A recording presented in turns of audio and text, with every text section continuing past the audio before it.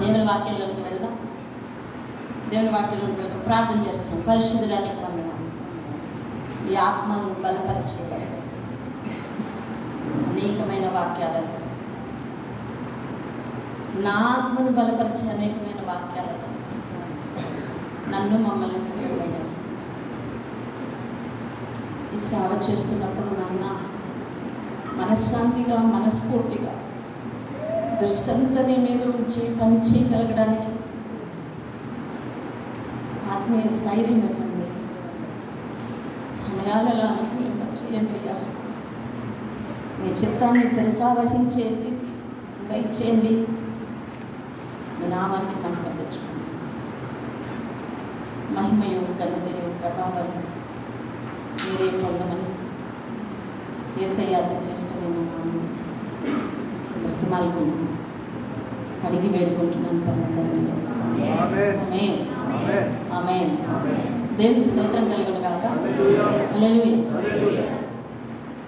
మనందరికీ దేవుడు దినదినము ఎన్నో మేలులు చేస్తూనే ఉంటాడు. అందులో మనం సజీవంగా ఉండటం ఒక పెద్ద మేలు కదా. సజీవంగా ఉండడం పెద్ద మేలు. మనల్ని ఎవరు మోసుకొని రాలేదు కదా. చర్చికి ఎలా వచ్చారు? మనల్ని ఎవరు మోసుకొని రాలేదు, అదే ఒక పెద్ద మేలు. మనకెవరు తినిపించలేదు, అదొక పెద్ద మేలు. మన జీవన కృత్యాలు మనమే చేసుకున్నాం కదా. ఈరోజు మన స్నానం మనం చేసాం, మన మొహం మనతో ఉంటుంది. ఇవన్నీ జాగ్రత్తగా వినండి. వాక్యాన్ని జాగ్రత్తగా వినండి. ధీమాని వినద్దు, అనాలోచితంగా వినద్దు, ఆవలింతలతో వినద్దు. జాగ్రత్తగా వినండి దేవుని వాక్యాన్ని. కుర్చీల్లో ఉన్నవారు మరి బ్రాహ్మణులు అలర్ట్గా దేవుని వాక్యం వినాలి. దేవుని స్తోత్రం కలుగును గాక. హల్లెలూయా. మనల్ని ఎవ్వరూ ఆ కార్యకలాపాలు చేసుకోవటానికి మనకి సహాయపడలేదు. యాజ్ ఇండివిజువల్, వ్యక్తిగతంగా మనమే చేసుకున్నాం. ఇదొక మహాదేవుని కృప. దేవుని స్తోత్రం. హల్లెలూయా. అంటే దేవుడు మనకెంతో ఎన్నో ఎన్నో ఎన్నో ఎన్నో మేలులు అనుగ్రహిస్తూ ఉన్నాడు. దీనికి తోడు ఆయన ఇచ్చే వాగ్దానం ఉంటుంది. ఏమనంటే నిత్య జీవాన్ని నీకు ఇస్తాను అనే వాగ్దానం ఉందా? అది విన్నారా మీరు? నిత్య జీవము అంటే ఎక్కడుంది నిత్య జీవం? భూమి మీద లేదు, పరలోకంలో ఆయనతో పాటు ఉంది. నిత్య జీవానికి వెళ్ళాలి అంటే మార్పు చెందవలసింది, మార్చుకోవాల్సింది ఇక్కడనా అక్కడనా? ఇక్కడే. మనం చాలా షాపింగ్ మాల్స్కి వెళ్తున్నాం. ఇప్పుడు కొత్తగా మన జీవితంలోనికి ప్రతిధ్వనించే పేరు డీమార్ట్ కదా. మాట్లాడితే మనకు మార్కెట్ గుర్తొస్తే డీమార్ట్ అంటున్నాం, వెళ్ళిపోతున్నాం. అక్కడికి వెళ్ళిన తర్వాత మనకి స్కానింగ్ చేస్తున్నారు కదా. స్కానర్ ఉంటుంది, కరెక్ట్గా ఆ ద్వారం నుంచే వెళ్ళాలి. పంపదీసి అది ఏమన్నా కీంగ్ కీంగ్ కీంగ్ కీంగ్ అన్నదా, స్టాప్ అయిపోవాలి. ఒకవేళ అలా అనలేదనుకోండి, you are eligible to enter into అనేసి లోపల పంపించేస్తారు కదా. నువ్వు లోపలికి ప్రవేశించడానికి అనుకుంటాను. పరలోకం ఒక ద్వారం వద్ద ఇలాంటి స్కానర్ ఏమైనా ఉందా? చెప్పండి. స్కానర్ ఏమైనా ఉందా? లేదు. ఒకవేళ ఉండి ఉన్నా అక్కడ ఏమవ్వాలి? మన దగ్గర దేవునికి అకృత్యమైనవి ఏమైనా ఉంటే ఫిల్టర్. ఏమవ్వాలి? ఫిల్టర్. దేవుడు ఎన్నో మహత్కార్యాలు చేస్తున్నాడు కదా. అందులో మనం అక్కడికి వెళ్ళిన వెంటనే మన పాత హృదయం తీసి కొత్త హృదయాన్ని పెట్టి, మన పాత చెడు కళ్ళు తీసి మంచి కళ్ళు పెట్టి అన్నీ అవయవ మార్పిడి చేసి మనల్ని పరలోకంలోకి తీసుకెళ్ళిపోతే ఎంత బాగుండు? బాగుంటుందా లేదా? ఈ రెమెడీ బాగుందా లేదా చెప్పండి. ఎవరు మాట్లాడరే? ఇంత మంచి ఉపాయం చెప్పినా మాట్లాడరేమండి. అక్కడికి వెళ్ళిన తర్వాత అర్థమవుతుందా? అక్కడికి వెళ్ళిన తర్వాత నీ హృదయం బాగాలేదు తీసేసి దేవుడు మొత్తం హృదయం పెట్టాడు. నీ కళ్ళు బాగాలేదు తీసేసి అవే మార్పు. ఇప్పుడు అన్నీ దేవుడు పెట్టివే ఉన్నాయి కాబట్టి లోపలికి ఎంటర్ చేసేస్తే బాగుంటుందా లేదా? బాగుంటుంది. అలా అయితే దేవుడు పరలోకంలో ఉండాలి కదా. అక్కడే ఉండి మిమ్మల్ని అందరినీ అక్కడికి రప్పించి అక్కడే అవయవ మార్పిడి చేసేస్తే సరిపోతుంది కదా. కానీ ఆయన భూలోకానికి ఎందుకు వచ్చాడు? భూలోకానికి ఎందుకు వచ్చాడు? ఒక పరలోకమునకు ఫిట్ అయిన జీవితం ఏదన్నా మార్చుకోవాలి, చేర్చుకోవాలి, చేర్పులు మార్పులు ఏమైనా జరగాలి అంటే అది భూలోకంలోనే జరగాలి. అంతే, నువ్వు మనిషిగా ఉన్నప్పుడే జరగాలి. అందుకే ఆయన మనుష్యుని రూపంలో వచ్చి దాసుని స్వభావమును ధరించుకుని, ఎవరు? దేవుడు దాసుని స్వభావం ధరించుకుని తనను తానే రిక్తునిగా చేసుకుని మరణము పొందునంతగా, అనగా శిలువ మరణం పొందునంతగా శ్రమపడవలసిన కారణమే ఉంది. ఇక్కడే అంతా కూడా మార్పు అంతా ఎక్కడండి? మార్చుకున్నావా హృదయాన్ని? ఇక్కడే. మార్చుకుంటున్నావా నీ క్రియలను? ఇక్కడే. ప్రతిదీ ఇక్కడే. 2 కొరింథీయులకు రాసిన పత్రిక 5వ అధ్యాయం 17వ వచనం ఏం చెప్తుంది?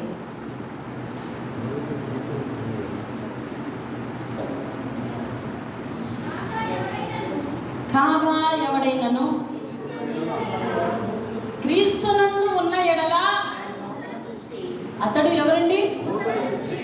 నూతన సృష్టి, పాతవి గతించెను, ఇదిగో కొత్తవాయను. చాలు చాలు చాలు, దేవుని స్తోత్రం. పాతవి గతించెను, ఇదిగో కొత్తవాయను కదా. ఏమండి? పాతవి ఏమయ్యాయంట? గతించిపోయాయంట. ఉన్నవన్నీ, ఇప్పుడున్నవన్నీ కొత్తవి. అవన్నీ ఎలాగంటే నూతనమైనవంట. దేవుని స్తోత్రం చెప్పండి. నూతనమైనవి. జాగ్రత్తగా వినండి. మొన్న డాక్టర్ దగ్గరికి వెళ్ళినప్పుడు పూర్తిగా టైఫాయిడ్ ఉందన్నాడు. పూర్తిగా టైఫాయిడ్ ఉందన్నాడు. ఇప్పుడు ఉందో లేదో తెలుసుకోవాలి నేను. హౌ? ఎలాగా చెప్పాలి? టెస్ట్ చేయించుకోవాలి. మొన్న హై బీపీ ఉన్నదన్నాడు. 5 రోజుల తర్వాత టెస్ట్ చేయించుకోమంటున్నాడు. ఎందుకు? ఉందో లేదో తెలుసుకోవడానికి. మొన్న హై షుగర్ ఉందన్నాడు. ఇప్పుడు ఉందో లేదో తెలుసుకోవాలంటే ఏం చేయాలంట? ఏం చేయాలి చెప్పాలి? టెస్ట్ చేయించుకోవాలి. కానీ ఒక ఆత్మీయ స్థితి మాత్రం హెచ్చు అయిందా తక్కువ అయిందా అని టెస్ట్కి వెళ్ళవసరం లేదు. నిన్ను నువ్వే టెస్ట్ చేసుకోవచ్చు. అదిగో వాక్యం ఒక టెస్టర్. అదిగో వాక్యం ఒక టెస్ట్ చేయడానికి ఉపయోగపడే వాక్యం. ఏ వాక్యం అది?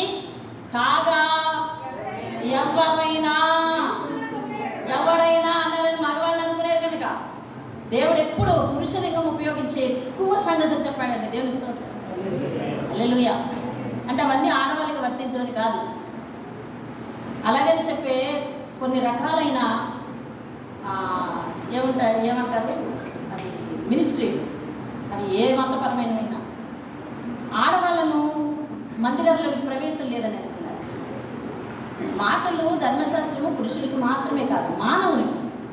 ఎవరికది? మానవునికి. దేవుని స్తోత్రం. చెప్పండి. ఎవరైనాను క్రీస్తు యేసునందు ఉన్నావా అని తెలుసుకోవాలి అనుకుంటే వారు ఇప్పుడు ఎలా కనిపించాలంట? నూతన సృష్టిగా కనిపించాలంట. దేవుని స్తోత్రం. ఇప్పుడు నిన్ను నువ్వు ఒకసారి తరచి చూసుకుని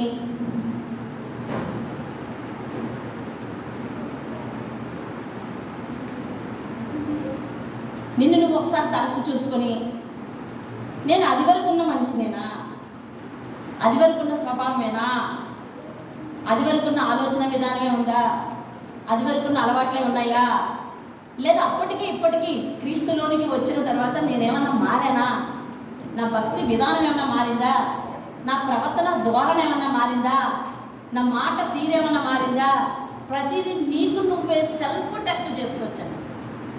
ఈ మాటలు బట్టి నువ్వు క్రీస్తునందు ఉన్నావా? దేవుని యందు ఉన్నావా? ఉంటే కనుక నువ్వు నూతనమైన వ్యక్తి.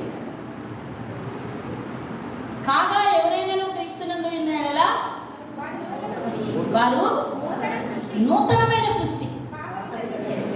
నూతనమైన సృష్టి అంటే క్లారిఫికేషన్ ఇస్తున్నాడు దేవుడు. పాతయన్ని పోవాలి, అంతే. Simple logic.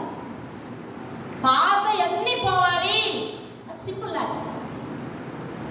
ఇప్పుడు పాతయన్ని నాలో నుంచి పోతే నేను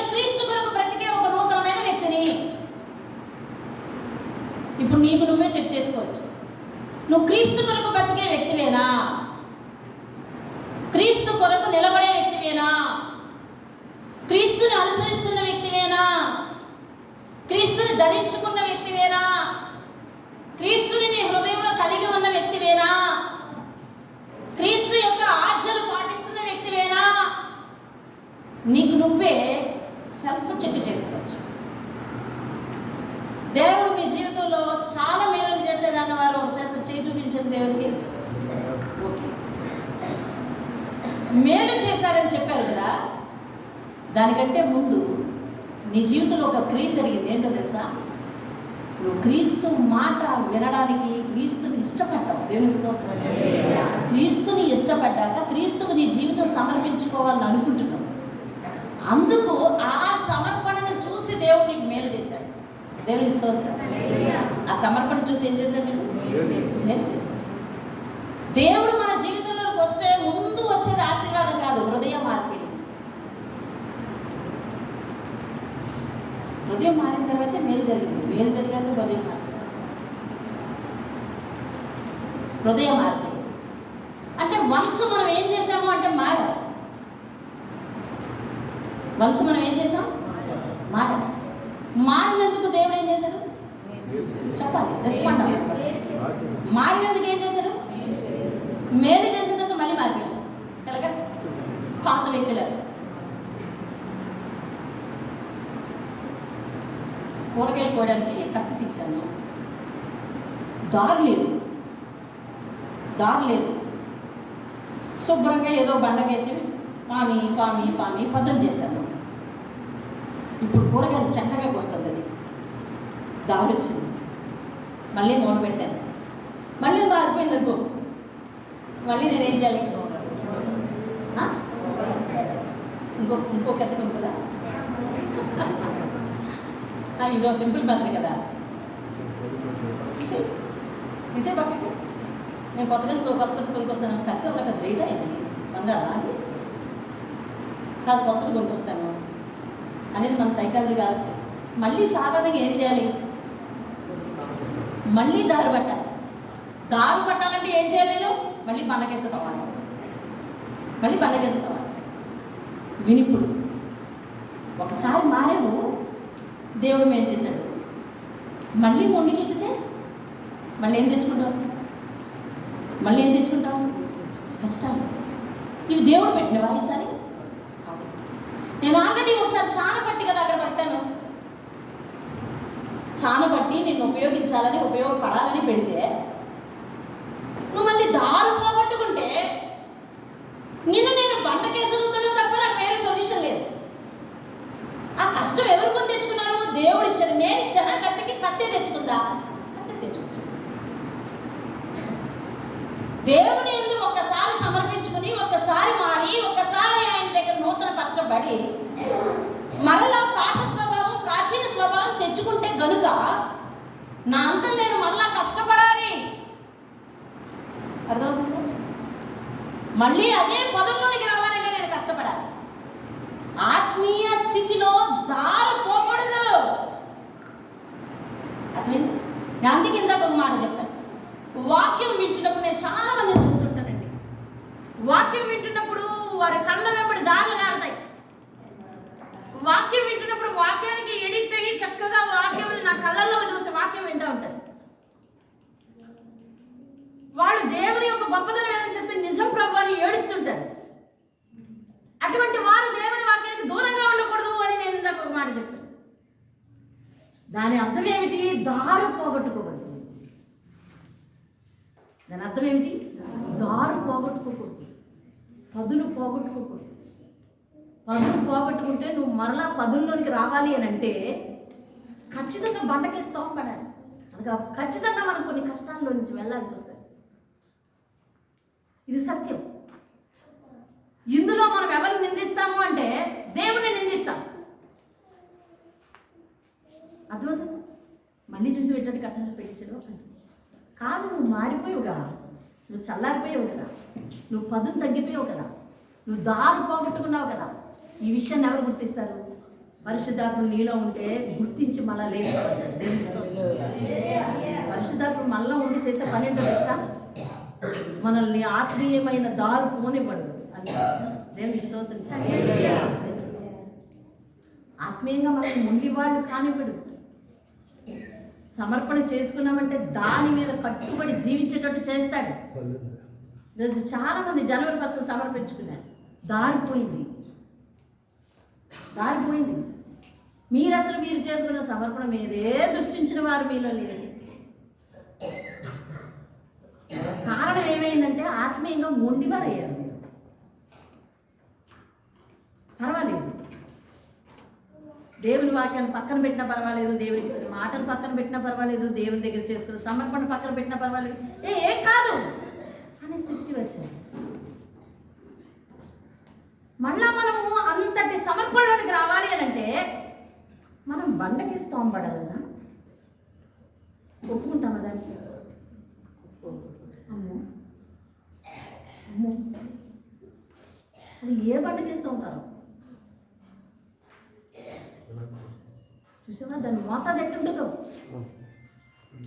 కొన్నిసార్లు మనం స్వయం కృతాపరాధం వలన, అంటే మన సొంత అడుగుజాడల వల్ల, మన సొంత మనస్తత్వం వల్ల మన కష్టాలు కొని తెచ్చుకుంటాం.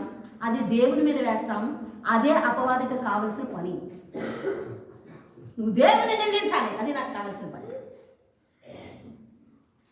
అదే నువ్వు ఆ పని చేస్తున్నప్పుడు అపవాది గెంతులేస్తావు. దేవుడు అన్నాడు, యోగు జీవితంలో ఎన్ని కష్టాలు పెట్టినా నన్ను లేస మాత్రమైనా నిందించడు అని చెప్పగలిగాడు. అది ఆయన ఒక్కరి విషయంలోనే. నీ విషయంలో, నా విషయంలో అలా చెప్పలేదు. మనం వెంటనే దేవుని మీద నేరం వేసేస్తాం. ఒక మాట,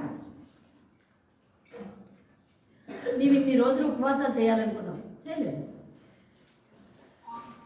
దేవుడు వెంటనే చూడు చచ్చినట్టు ఉపవాసాలు చేసేటట్టు చేస్తాను అని అనుకునేవాడు కాదండి. అసలు ఆయన రూపాన్ని గుర్తు తెచ్చుకోండి, అటువంటి వాడా కాదు. నువ్వేదో సమర్పించుకున్నావు, సమర్పణ ప్రకారం లేదు, నేను పరిగెత్తి వచ్చేటట్టు ఎట్ట చేస్తాను చూడు అనుకునేవాడు కాదు. అతను అలా అనుకునేవాడు కాదు. అలాగ ప్రార్థన చేసేవాడు సేవకుడే కాదు. నాయన గొప్పగా సమర్పణ చేసుకున్నాను, పరిగెత్తి రావాలి అని ప్రార్థన చేసేది ఎవరైనా జోనా లాంటి వాడే.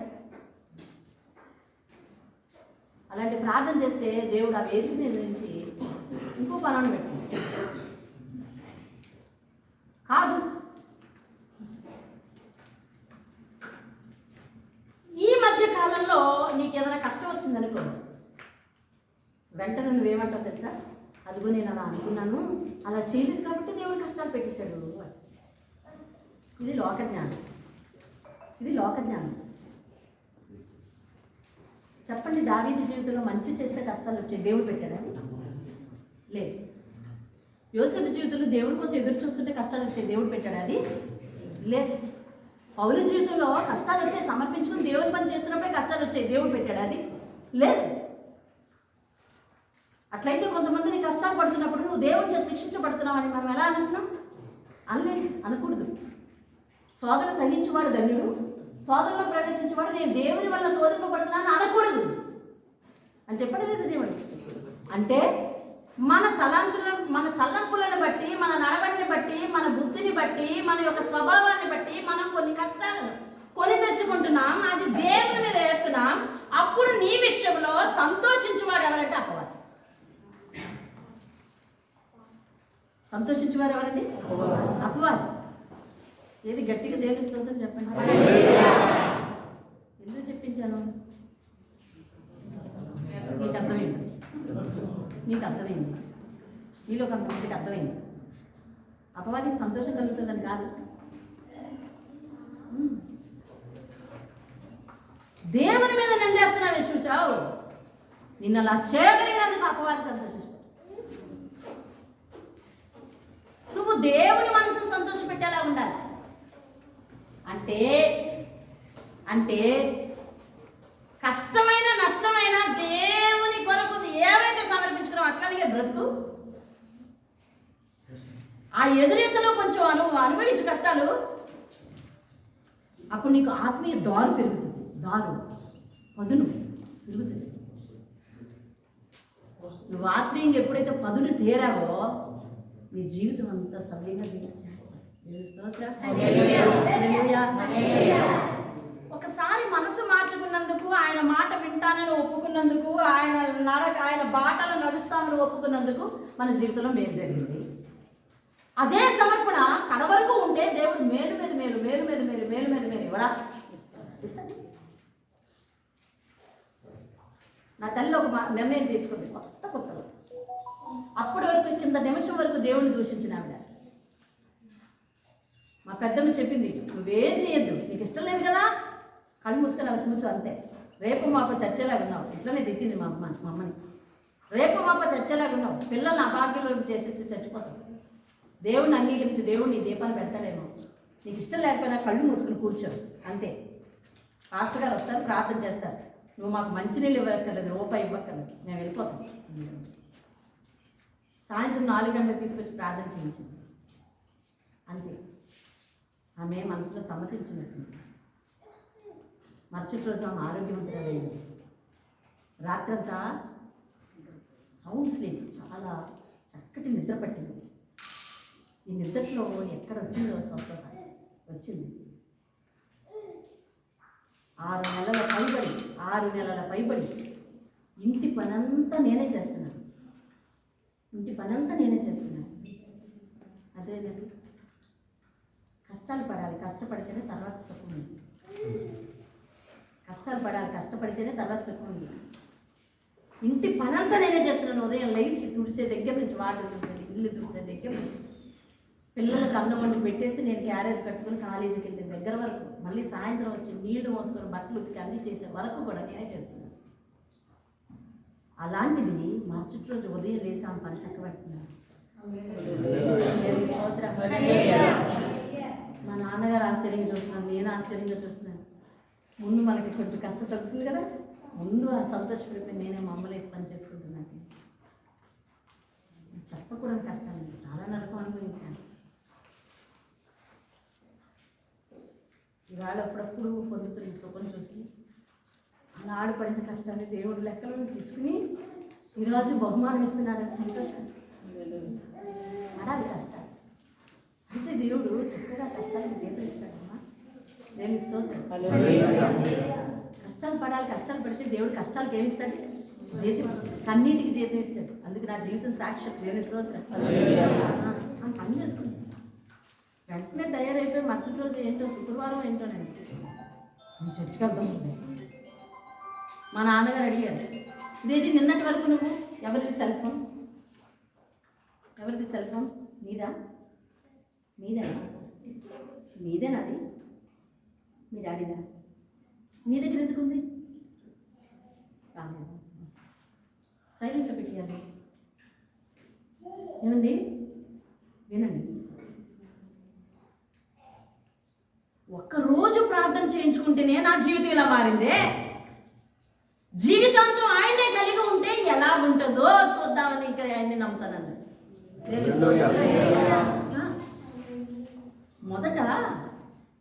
మొదట మారావు కదా, మారిన తర్వాత నీ జీవితంలో నష్టపోయాను అన్న వాళ్ళు ఎవరైనా ఉంటే చేయి చూపించండి. నువ్వు అనుకున్న దిశలో మేలు జరగలేదేమో, కానీ నువ్వు నష్టపోలేదే, నష్టపోలేదు. మరి అందుకు మార్చుకున్నందుకే నీకు ఈ మేలు జరిగితే, జీవితాంతం ఆయన కలిగి ఉన్నందుకు, ఆయన దగ్గర ఇచ్చిన మాట నిలబెట్టుకుంటున్నందుకు. మనం గత వారం ఒక వాక్యం విన్నాం, ఎవరైనా గుర్తు చేస్తారా?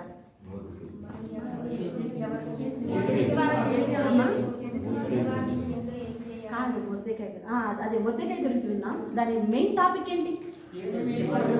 మనుషులు మీకు ఏం చేయాలని కోరుకుంటున్నారో అదేలాగా మీరు కూడా అవతల వారికి. ఇప్పుడు దేవుడు ఏం చేయాలని కోరుకుంటున్నామో దేవుడి విషయంలో అలా ఉండద్దా? దేవుడు వేసే ప్రశ్న అర్థమైందా? దేవుడు నీకు ఏం చేయాలని కోరుకుంటున్నావు? పిలిచిన వెంటనే పలకాలి నాయన. మరి నువ్వు, నేను ఎవరు పిలిచిన పలకను నాయన. దేవుడు నీతో సమాధానం ఉండాలి నాయన. నువ్వు, నేను ఎవరితో సమాధానం ఉండాలి నాయన. నువ్వు ఎన్నన్నా చెప్పు, నేను సమాధానం ఉండాలి. దేవుడు నీతో సమాధానం ఉంది. నేను ప్రార్థిస్తే వెంటనే జవాబు ఇవ్వాలి ఆయన. మరి నేను సమర్పించుకుని ఎన్నిసార్లు నువ్వు మాట్లాడినా నేను సమర్పించుకున్నాను ఆయన. బాగుందా? సూత్రం బాగుందా? ఆయన చెప్పింది ఏంటి? అదొక బంగారం నియమం అంట కదా గతసారి మాట్లాడేది. ఇతరులు నీకు ఏం చేయాలని కోరుకుంటావో ఇతరులకు అదే చేయాలి. దేవుని స్తోత్రం. ఈరోజు తెలుసా, నేను చాలా నవ్వుకుంటాను. నాకు దేవుడు అక్కడ ఓపిక ఇచ్చాడు. నేను చాలామంది మెసేజ్ పెడతాను, అటెండ్ రిప్లై ఉండదు.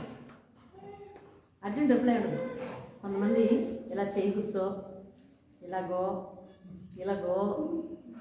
ఏదో పెడతారు. ఏమండి? ఏదో పెడతారు. కొంతమంది అది అయ్యో అడిగిన ప్రశ్నకి సమాధానం ఉండదు. కాలం నీకు సమాధానం చెప్తుంది అన్నట్టు ఊరుకుంటారు. కాలం నీకు సమాధానం చెప్తుంది అన్నట్టు ఊరుకుంటారు. అరే దాసుని ప్రశ్నకు సమాధానం చెప్పుకుంటే నీకు సమాధానం అయితే తెలియదు.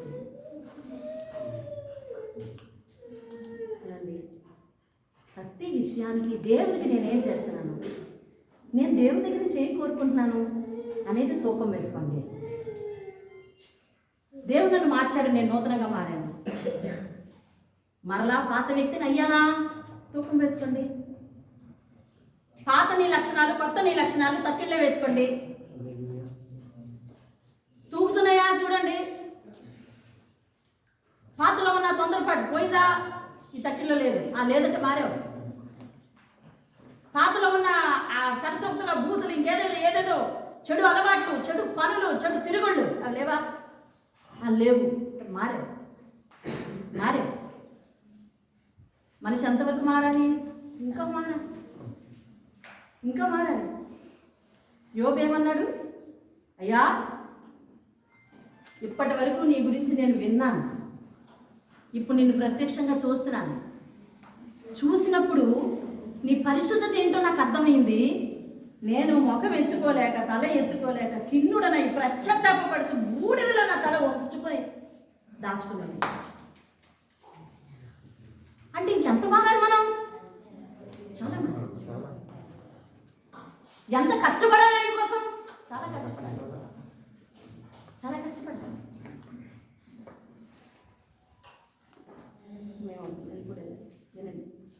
ఎంత కష్టపడాలి మనం? కష్టపడాలి. ఎంత లోపడాలి? ఇంకా లోపడాలి.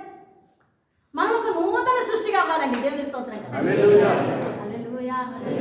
మనం ఎలా కావాలి? నూతన సృష్టి. దేవుని స్తోత్రం. బెల్షజ్జర్ అని ఒక రాజు ఉన్నాడు. అసలు ఏ గ్రంథంలో ఉంటాడంటే, వెరీ గుడ్, దానియేలు గ్రంథంలో ఉంటాడు, 5వ అధ్యాయం. ఆ బెల్షజ్జర్ ఏం చేశాడంటే మహారాజు అయ్యాడు. అయిన వెంటనే అందరికీ, రాజ్యంలో అందరికీ ఒక మందు పార్టీ చేశాడు. అందరినీ పిలిచేశాడు. అందరినీ పిలిచేస్తే ఆకులు సరిపోలేదు. మరి భోజనానికి అందరూ వచ్చేస్తుంటే సరిపోతున్నాయి, ఆకులు సరిపోవట్లేదు. అలాగే పాత్రలు సరిపోలేదు. ఏం చేయాలని ఆలోచించాడు. రవి మీ ఇంట్లోంచి పట్టురా అంటే చచ్చా వాళ్ళ ఇంట్లోంచి పట్టురాడు ఏంటి, రాజుగారు మా ఇంట్లో గిల్లు అడిగారని ప్రశ్న తక్కువ అని.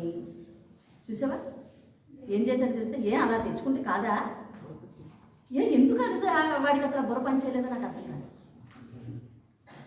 అలా తెచ్చుకుంటే కాదా? దేవుని మందిరంలో ఉపకరణములు చాలా అలా ఉండిపోయాయి.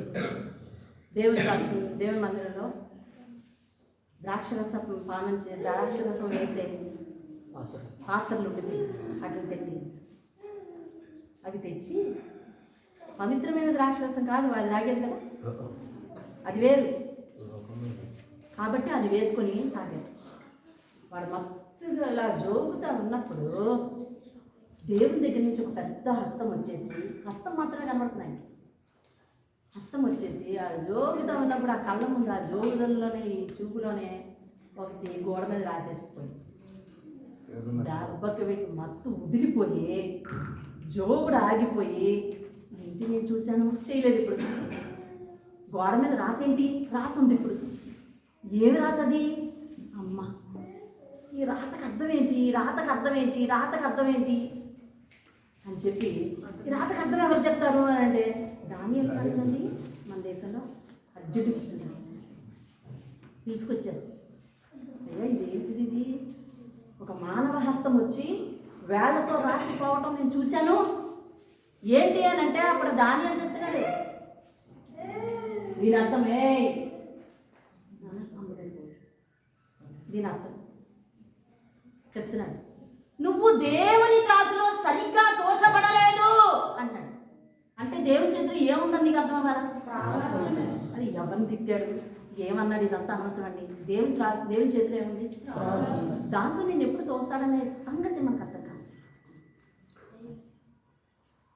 దాంతో మనల్ని ఎప్పుడు చూస్తాడు, మన సమర్పణలు చూస్తాడు, మన యొక్క భక్తి జీవితాన్ని చూస్తాడు. అర్థమవుతుందండి? మన యొక్క మాటల భారాన్ని చూస్తాడు, మన యొక్క క్రియల భారాన్ని చూస్తాడు. వాటికి ఎందుకన్నా చూయాల్సిన పనే ఉందంటే వాటికి జీతం ఇవ్వాలి. మీకు అర్థమైందండి? జీతం ఇవ్వాలి. ఇదేదో చిన్న చిన్న ఫ్యాక్టరీలు ఉన్నాయి. వీళ్ళు జీడిపిక్కల ఫ్యాక్టరీకి వెళ్తున్నారు. ఉదయం నుంచి సాయంత్రం వరకు నడుము వంచుకొని రెక్కల కష్టం చేసుకుంటేనే కానీ 5 కేజీలు అయితే ఒక లెక్క, 4 కేజీలు అయితే ఒక లెక్క, అంతే కదమ్మా. 2 కేజీలు అయితే ఒక లెక్క, 1 కేజీ అయితే ఒక లెక్క. ఇట్లాంటి లెక్కలు ఉన్నాయి. ఎందుకంటే 1 కేజీ అయితే 1 కేజీ తగ్గట్టు జీతం, 2 కేజీలు అయితే 2 కేజీలు తగ్గట్టు జీతం, 5 కేజీలు అయితే 5 కేజీలు తగ్గట్టు జీతం. ప్రతి వారు చేసే పనిని అక్కడ చివరిలో తూకం వేయాలి. అలాగే దేవుని చేతిలో ఒక పెద్ద త్రాసు ఉంది. నువ్వు చేసే ప్రతి పని అందులో పెడుతుంది. నువ్వు ఏ సందర్భంలో ఎలా ఉంటావు, ఏ పరిస్థితుల్లో ఎలా ఉంటావు, దేవుని విషయంలో నువ్వు ఎలా ఉంటున్నావు, అది వరకు నువ్వేంటి, ఇప్పుడు నువ్వేంటి, ఆశీర్వాదం ముందు నువ్వేంటి, ఆశీర్వదించిన తర్వాత ఏంటి, ఇట్లాంటివి. సొలొమోను విషయంలో దేవుడు గొప్ప తీర్పు తీర్చాడు, అవునా కాదా చెప్పండి. సొలొమోను దేవుని మందిరాన్ని కట్టించాడు కష్టపడి, అవునా కాదా చెప్పండి. కష్టపడి దేవుని యొక్క ఉపకరణాలన్నీ కూర్చాడు వాళ్ళ నాన్నగారు, అవునా కాదా చెప్పండి. దావీదు పాపం చేసినందుకు దేవుడు విడిచిపెట్టాడా? విడిచిపెట్టలేదు. సొలొమోను పాపం చేసినందుకు దేవుడు విడిచిపెట్టాడా? విడిచిపెట్టలేదు. ఉపకరణాలన్నీ కూర్చున్నందుకు ఆయన వదిలిపెట్టలేదు. మందిరం కష్టపడి కట్టించినందుకు ఈయన్ని వదిలిపెట్టలేదు. అంటే వాళ్ళ చేతుల్లో వాళ్ళ సందర్భాల్లో దేవుడు ఏం వేశాడు? తూకం వేశాడు. వాళ్ళ జీవితంలో ఏం వేశాడు? తూకం వేశాడు. ఈరోజు నీ నా జీవితంలో దేవుని చేతులు తూకం ఉంది. ఏమండి? లెక్క చూచువాడు తూకం ఉంది. ఆ తూకం ఎందుకు వేయాలంటే, ఇదిగో నువ్వు చెడ్డవాడివని నీ మీద తీర్పు తీర్చి నిన్ను బ్లేమ్ చేయడానికి కాదు. చెప్పాడు ఆయన, నీ క్రియలకు తగిన ఫలితం అన్నాడు. నీ సమర్పణ క్రియ అంటే అందులో సమర్పణ కూడా వస్తుంది కదా, భక్తి వస్తుంది కదా, అవునా, ఆత్మీయ జీవితం వస్తుంది కదా, అవన్నీ క్రియలే. క్రియలు అంటే చెడ్డవే కాదు కదా, మంచివైనను సరే. అందుకని ఆ వివరణ కూడా ఇచ్చాడు. అవి మంచివైనను సరే, చెడ్డవైనను సరే అన్నాడు. నీకు ఏది అనుమానం లేకుండా అంతా క్లియర్గా మాట్లాడే దేవుడు. నువ్వు గ్రహించుకుని మార్చుకోవాల్సింది ఎక్కడ అంటే ఇక్కడే. నువ్వు ఇక్కడే మార్చుకోవాలి. కాబట్టి ఆయన పరలోకం అనే భాగ్యాన్ని విడిచిపెట్టి ఇక్కడికి వచ్చాడు. లేకపోతే అక్కడే ఆయన ఉండాల్సింది. పరలోకం అనే భాగ్యము, దేవుడి దగ్గర ఉండే భాగ్యం ఎంత. ఆయన ఒకసారి కాలు కింద పెట్టినందుకు ఎంత ఇది జరిగింది. ఆయన మరణం ఎలాగ నిర్ణయించబడింది? మన పాపముల యొక్క భారం ఆయన మీదకి వెళ్ళిపోయింది కదా. దేవుడు రాకుండా ఉంటే ఇంకా అవి ఉండేవంటారా? లేదు. ఎందుకు వచ్చాడు? కేవలం నీకు నాకు రక్షణ ఇవ్వడానికి. అంటే నిన్ను నన్ను మార్పు చెందించడానికి, అంటే నీ యొక్క హృదయ మార్పిడి చేయడానికి వచ్చాడు. అంటే మారి తీరాల్సింది ఎవరు? నేనా దేవుడా?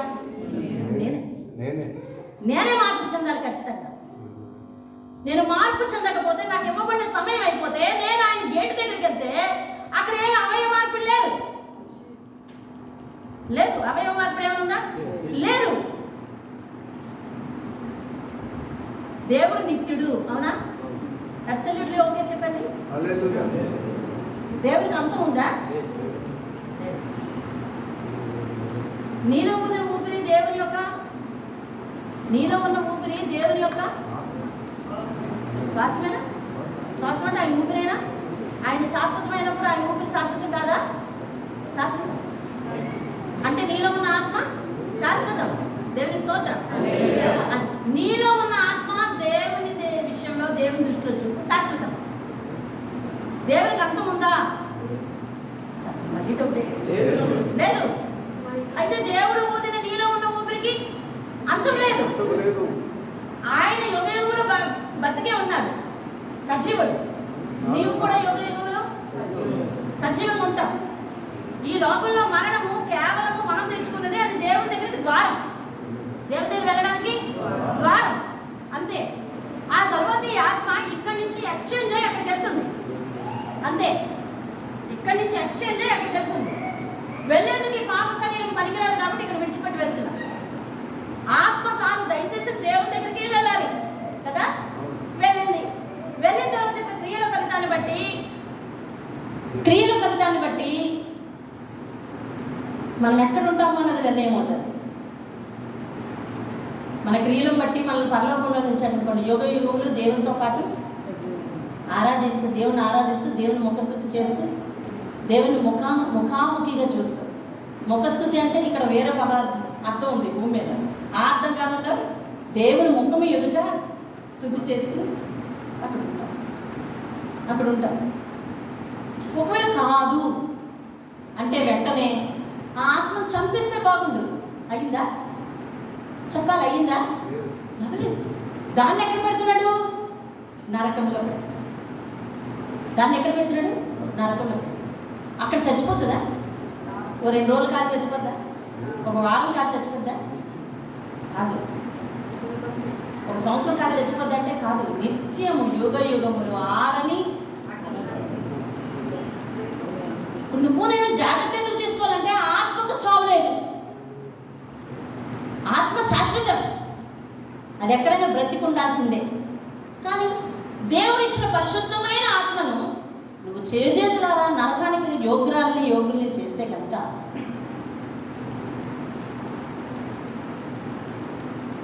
దేవుడు చాలా బాధపడవలసిన పరిస్థితి. ఎందుకో తెలుసా? పరలోకంలో దేవుడు ఉంటాడు కాబట్టి దాని తాళాలేమో ఆయన దగ్గర ఉంటాయి. నరకంలో ఎవరుంటారు? నరకంలో ఎవరుంటారు? పరలోకంలో దేవుడు ఉంటాడు, దాని తాళాలు ఆయన దగ్గర ఉంటాయి. నరకంలో ఎవరుంటారు? అపవాది ఉంటాడా? నరకంలో అపవాది ఉండడు. ఆడు నరకంలో తొయ్యటమే వాడి పని. అర్థమైందా? నరకంలో అపవాది లేడు. దాని తాళం చెవులు ఎవరి దగ్గర ఉంటాయి? దేవుని దగ్గర ఉంటాయి. పాతాళం యొక్క తాళపు చెవులు దేవుని దగ్గర ఉన్నాయి. మీకు ఆ వాక్యం తెలుసా? ఎక్కడుంది అది? ఎక్కడ ఒకసారి చూడండి. కొంచెం అనుమానంగా చూస్తున్నారు, అందుకని వారికి ఆ వాక్యం చూపించేస్తే తాళాలు ఎక్కడ ఉన్నాయో వాడికి తెలుస్తుంది. అమ్మా, ఏ వాక్యం అది? 1:18. ప్రకటన గ్రంథం 1:18. నేను మొదటి వాడను, కడపటి వాడను, ఏమండి, జీవించువాడను, మృతుడనైతిని గాని ఇదిగో యుగ యుగములు సజీవుడనై ఉన్నాను, మరియు మరణము యొక్కయు పాతాళ లోకము యొక్కయు తాళపు చెవులు. ఎవరు చెప్తున్న విషయాలు ఇవి? స్వయంగా దేవుడే యోహానుకు చెప్తున్న విషయాలు. పాతాళ యొక్క కీస్ ఇదిగో నా దగ్గర ఉన్నాయి అంటున్నాడు. అంటే రేపు పొద్దున్న నిన్ను నరకానికి పంపించాలంటే తాళాలు ఎవరు తీయాలి?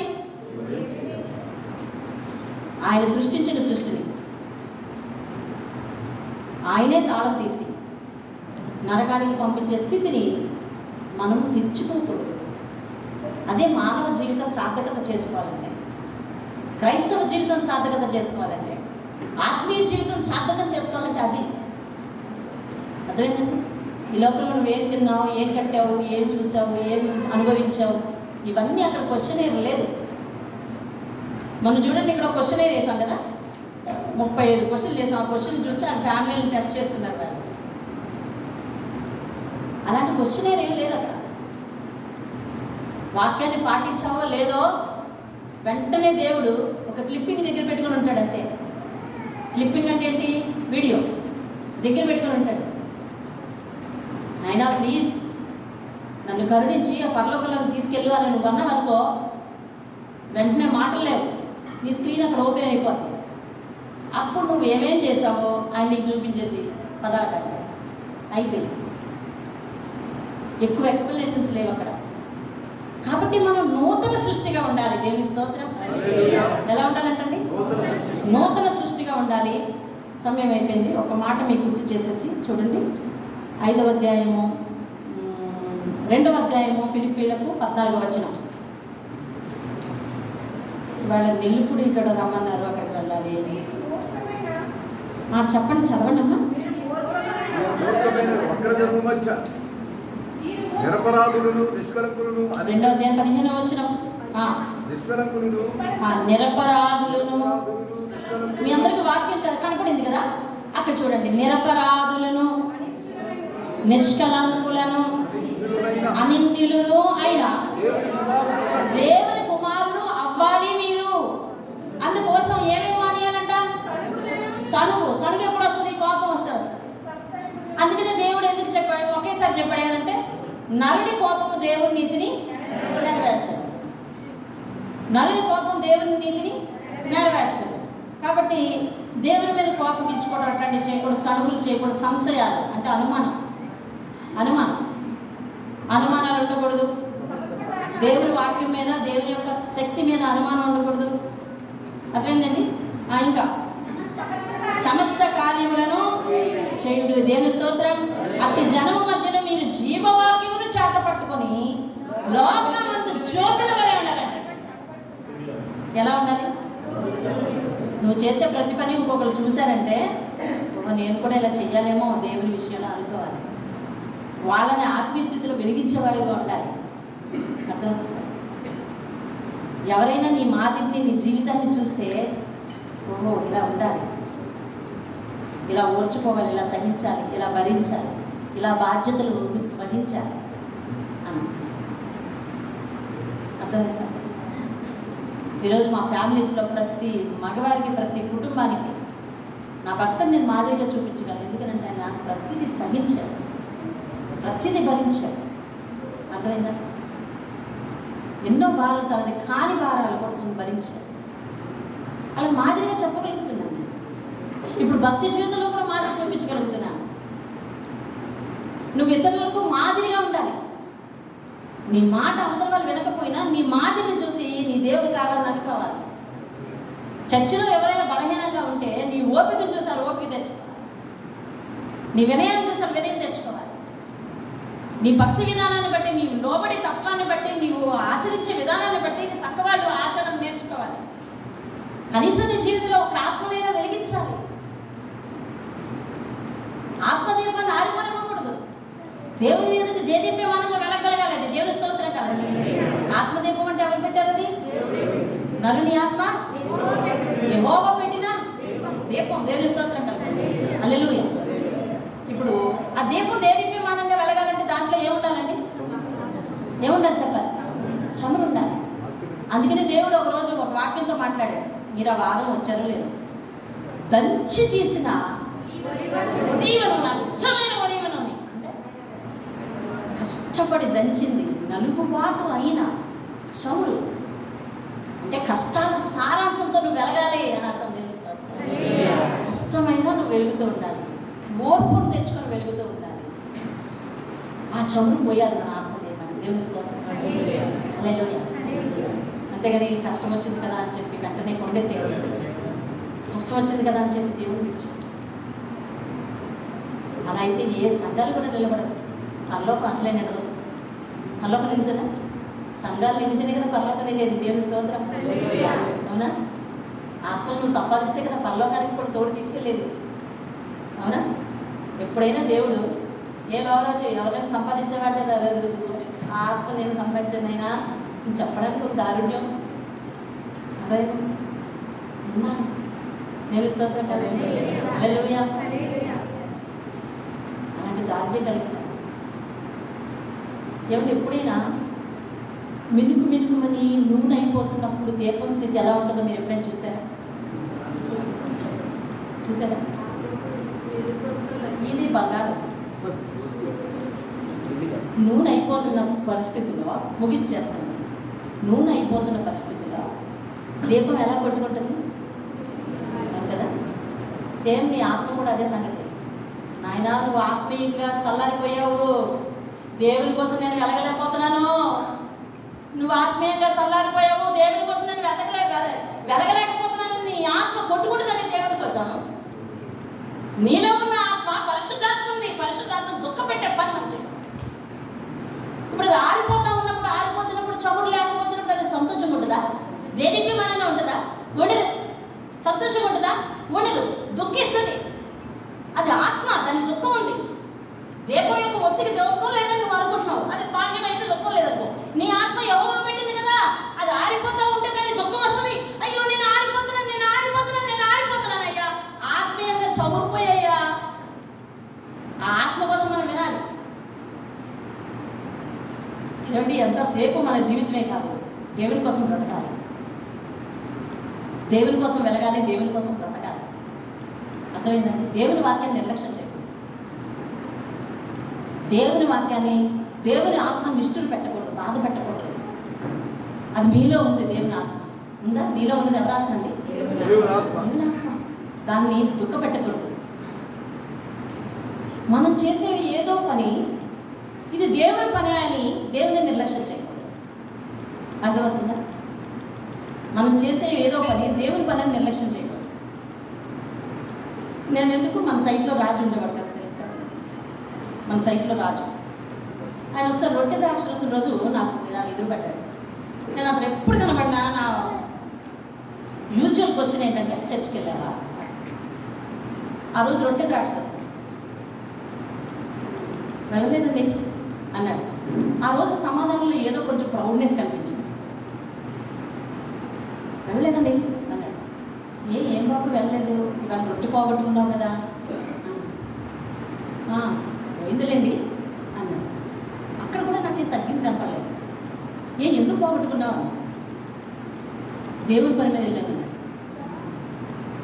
ఏం పని అని. మా ఫ్రెండ్ ఒకడు ఉన్నాడండి, ఆయన సేవ చేస్తానంటున్నాడు. నేను మొహం అర్థం ఉంది, ఇబ్బంది లేదు. ఆయన సేవ చేస్తానంటున్నాడు. తుల్లో సేవ మొదలుగా ఉంటున్నాడు. అందుకని ఉదయం 6 గంటలకు పోయాను. రూమ్ ఎదుగుతా ఉన్నాం. ఇందాకే వచ్చాం.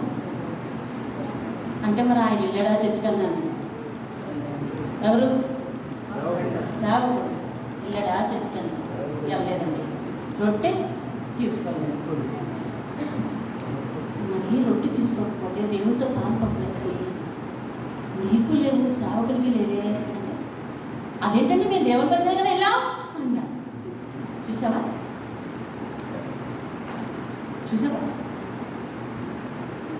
దేవుని పని ఏది? దేవుని దగ్గర లేకుండా నువ్వు చేసే ఏ పని దేవుని పని కాదని. ముందు నువ్వు దేవుని దగ్గర మోకరించు, దేవుని మాట నువ్వు విను, దేవునికి నీ మనసు సమర్పించు, ఇద్దరు ఒక సమాధానం పడండి, అప్పుడు వెళ్ళి దేవుని పని చేయండి. దేవుని స్తోత్రం.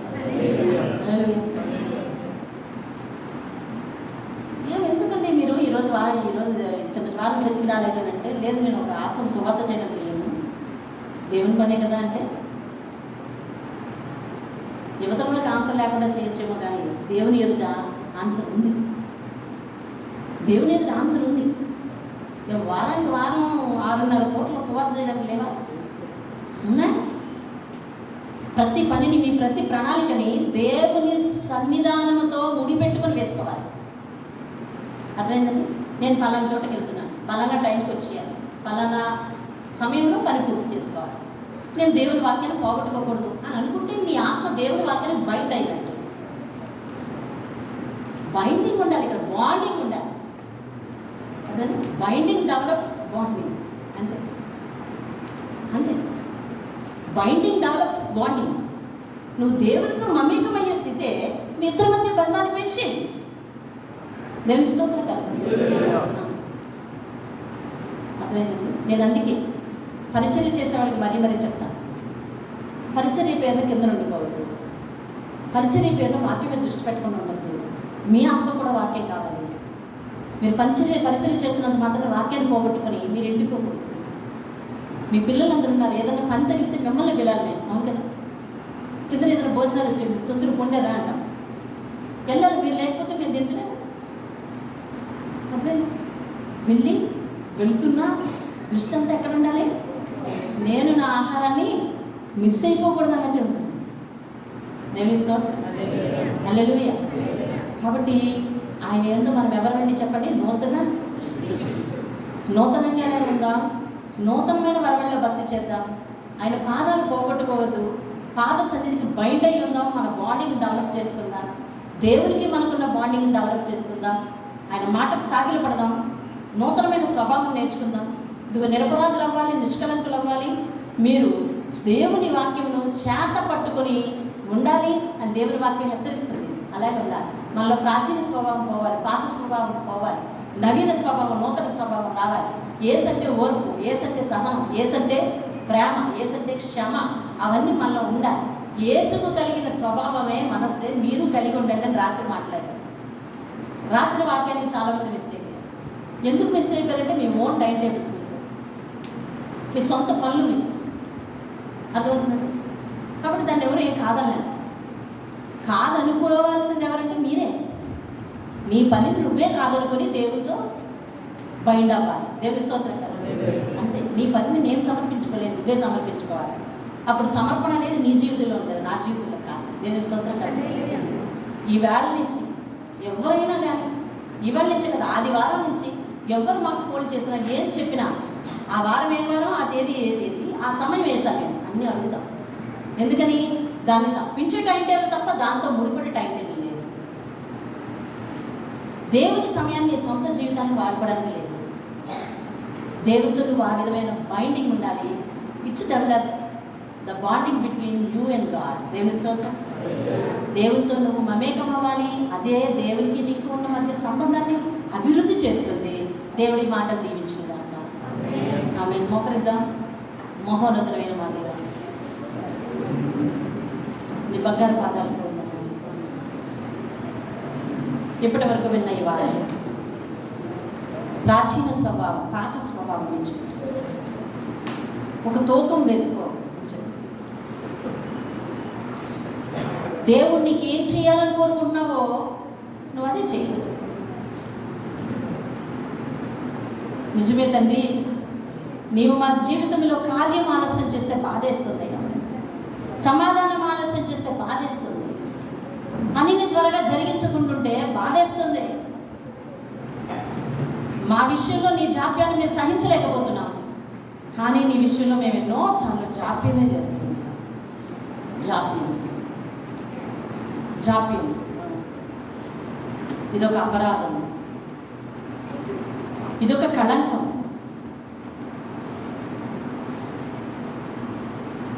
ఫిలిప్పీలకు రాసిన పత్రిక 2:15 ఏం చెప్పింది? నిరపరాధులను, నిష్కలంకులను, అనింద్యులు అయ్యుండి దేవుని కుమారులుగా మీరు ఉండాలి, సమస్త కార్యములు చేయాలి. మీరు జీవవాక్యమును చేతపట్టుకునే లోకమందు జ్యోతిగా ఉండాలి. క్రీస్తు యేసుకు కలిగిన ఈ మనస్సు మీరు కూడా కలిగి ఉండండి. ఆయన మీకోసం దేవుడిగా ఉండవలసిన వాడు దాసునిగా అయిపోయాడు. ఉండవలసిన వాడు తగ్గించుకుని ఉన్నాడు అని మీరు చెప్పిన సంగతులు మా హృదయంలో ఇనుముడింప చేసుకొని నీ పాదాల దగ్గర సాగిలి పడడానికి సహాయం చేయండి. ఇప్పటి వరకు ఎలాంటి జీవితం జీవించామో కానీ ఇక మీదట నీ విషయంలో నూతనంగా ఉన్నామా లేదా? నిజమే, నీవు మాకేం చేయాలని అనుకుంటున్నామో అది నీకు చేస్తున్నామా లేదా? నీ మనుషులకు చేస్తున్నామా లేదా? నీ దాసులకు చేస్తున్నామా లేదా అనే విషయాన్ని ఎప్పటికప్పుడు బేరీజు వేసుకొని తూకం వేసుకొని ప్రవర్తించడానికి సహాయం చేయండి. ప్రతిదీ తూకం, నువ్వు చేసే ప్రతి పని తూకం. దేవుని సన్నిధిని విడిచిపెట్టుకోని నీవు హెచ్చరించే హెచ్చరికలు మా హృదయంలో దాచుకోవడానికి సహాయం చేయండి. నిన్ను మా హృదయంలో నిలవ ఉంచుకోవడానికి సహాయం చేయండి. నీ కార్యంలో మేడలు ఇంకా నూతనమైనవి చూడడానికి సహాయం చేయండి. మొదట మీరు మారారు కాబట్టి నేను మేలు చేశాను, ఇంకా మారిన జీవితం స్థిరంగా ఉంటే ఇంకెన్నో మేలు చేస్తాను.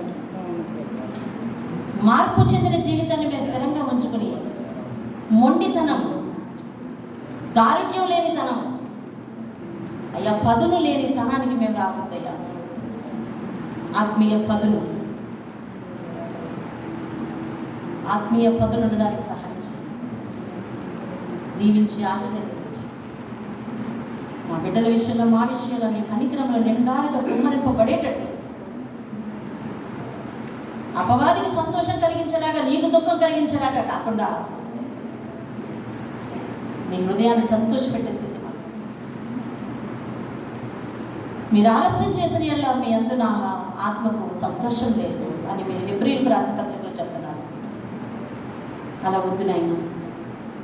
మేము ప్రతిదీ తూకం వేసుకుని దేవుని విషయంలో నేను ఏం కావాలని కోరుకుంటున్నాను, దేవునికి ఎలా చేస్తున్నాను, దేవుని వాక్యాన్ని నిర్లక్ష్య పెడుతున్నాను, సన్నిధిని నిర్లక్ష్య పెడుతున్నాను, ఆయన మాటలను, ఆజ్ఞలను నిర్లక్ష్య పెడుతున్నాను. ఎప్పటికప్పుడు తూకం వేసుకునే జ్ఞానం మా బిడ్డలందరికీ ఇచ్చి, నాకు ఇచ్చి, నా కుటుంబానికి ఇచ్చి, నా సంఘ కుటుంబాలు నిన్ను సంతోషపెట్టేవారుగా ఉండడానికి సహాయం చేయాలి.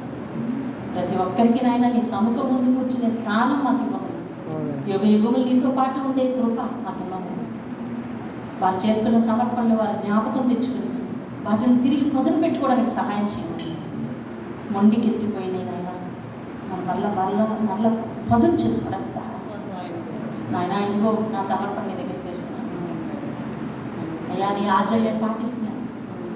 ఒకడు ధర్మశాస్త్రం అంతయు పాటించి ఒక్క ఆజ్ఞ విషయంలో తప్పిపోతే,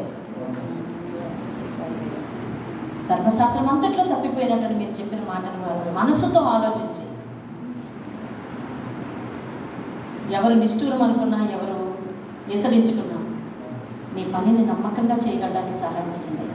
నీ ఆజ్ఞలు నమ్మకంగా పాటించడానికి సహాయం చేయండి. సమాధానపడుతూ, ఓర్చుకుంటూ, సహిస్తూ, తాడుకుంటూ నీ దగ్గర మేము వినయంతో లోబడి ఉండడానికి సహాయం అనుగ్రహించండి. యేసు నామములో అడిగి వేడుకుంటున్నాను తండ్రి. ఆమేన్. ఆమేన్. అందరికీ నమస్కారం. లేచి నిలబడదాం.